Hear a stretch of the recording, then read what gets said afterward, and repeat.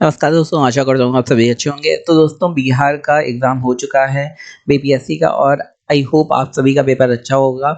आज हम लोग आंसर की देख लेते हैं। आंसर की आ चुकी है। तो दोस्तों, काफ़ी इम्पोर्टेंट रहा ये सेशन, ये पूरा एग्ज़ाम जो है काफ़ी बच्चे बता रहे हैं कि अच्छा हुआ।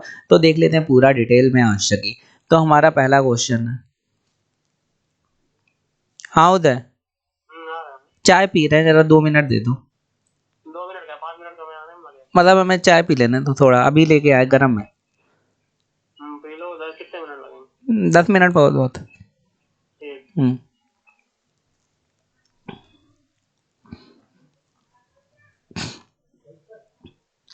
बुद्ध चरित्र पुस्तक के लेखक कौन है? तो वो हैं अश्वघोष। सेकंड क्वेश्चन है, 2021 मानव सूचकांक में भारत का स्थान कौन सा है? 132वां है, 191 में। चाय उत्पादन में भारत का स्थान कौन सा है? तो चाय उत्पादन में पहले भारत पहला था, लेकिन बाद में चीन पहला हो गया, तो भारत दूसरा स्थान में है चीन के बाद। 1857 में फैजाबाद से किसने भाग लिया था क्रांति में? तो अहमदुल शाह फैजाबाद के मौलवी के रूप में 1857 की क्रांति में भाग लिया था। भोजपुरी के शेक्सपियर किसे कहा जाता है? वो भिखारी ठाकुर को कहा जाता है। इन्हें ये उपाधि महापंडित राहुल संक्रांत ने दी थी। स्टैचू ऑफ पीस जो अभी उद्घाटन हुआ था नवंबर 2020 में, मोदी ने जैन साधु आचार्य वल्लभ भाई पटेल की 191वीं जयंती में इसका उद्घाटन करा था। बंगाली भाषा कौन सी लिपि की है? तो वो बांग्ला लिपि की है। कीव की किसकी राजधानी? देखिए अभी वॉर चल रहा है यूक्रेन में, तो यूक्रेन का ही क्वेश्चन आ गया है। तो यूक्रेन की राजधानी कीव है। यूक्रेन का किसके साथ युद्ध चल रहा है, ये आपको कमेंट सेक्शन में देना है। लैंगोंग किस देश का नृत्य है? तो बलिस्नेस डांस इंडोनेशिया का है ये।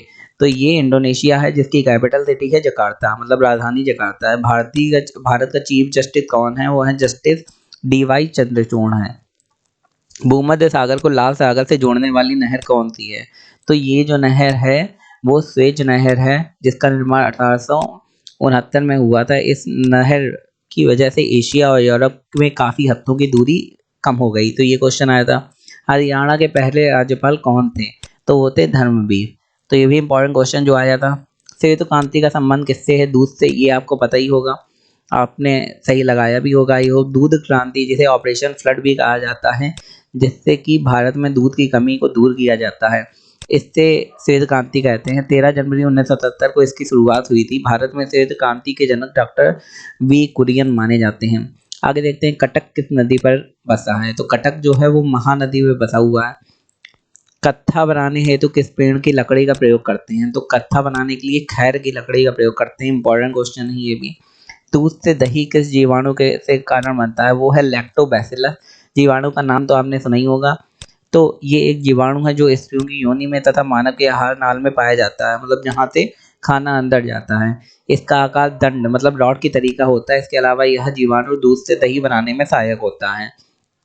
इसके अलावा जब लैक्टोबैसिलस को दूध में मिलाया जाता है, तो यह जीवाणु लैक्टोज से ऊर्जा अणु एटीपी का उत्पादन करने के लिए एंजाइम का उपयोग करता है। एटीपी ऊर्जा उत्पादन का बाई प्रोडक्ट।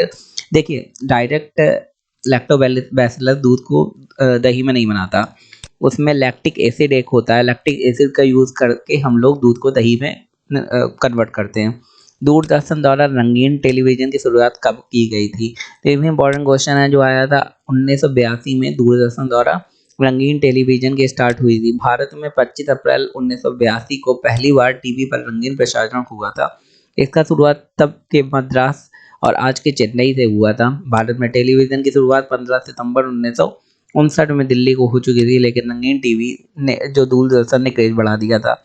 समृद्ध लोगों के लिए कलर टीवी स्टेट्स सिंबल बन गया था। भारत में नवंबर 1982 में एशियाई खेलों की मेजबानी के लिए सरकार ने रंगीन टीवी का उपयोग करा था। दोस्तों, ये था हमारा पहला जो सीरीज थी। इसके बाद नई सीरीज और क्वेश्चन के साथ आएगी। हमारे चैनल को लाइक शेयर सब्सक्राइब जरूर कर लें, जिससे आंसर की आपको पूरी मिल सके। धन्यवाद।